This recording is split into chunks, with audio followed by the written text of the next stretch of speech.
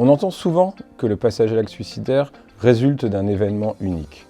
Or, on sait que nous ne sommes pas tous égaux par rapport à ces événements uniques qui sont bien évidemment des événements négatifs. Pour comprendre cette différence entre deux personnes, prenons l'exemple d'un vase.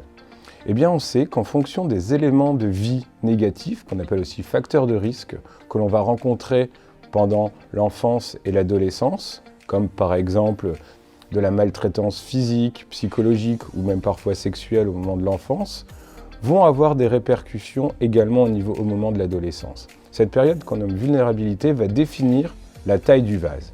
Il est facile à comprendre que plus on rencontre des facteurs de risque, plus le vase sera petit. En revanche, moins on rencontre de facteurs de risque, plus le vase pourra contenir une grande quantité d'eau et plus il sera grand. Ensuite, au fur et à mesure de notre vie, nous pouvons rencontrer des événements négatifs qui vont remplir ce vase. Il vaut d'autant plus le remplir si on a des difficultés à s'adapter à la situation, à résoudre le problème ou à trouver des solutions pour apaiser notre souffrance.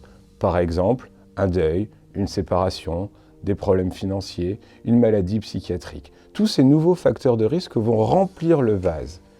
Une fois que le vase est suffisamment rempli, peuvent apparaître des idées suicidaires. Et dans certaines situations, un événement déclencheur va agir comme une goutte d'eau qui va faire déborder le vase. Mais vous l'avez bien compris, même si cet événement déclencheur existe, il ne peut pas à lui seul expliquer que le vase déborde.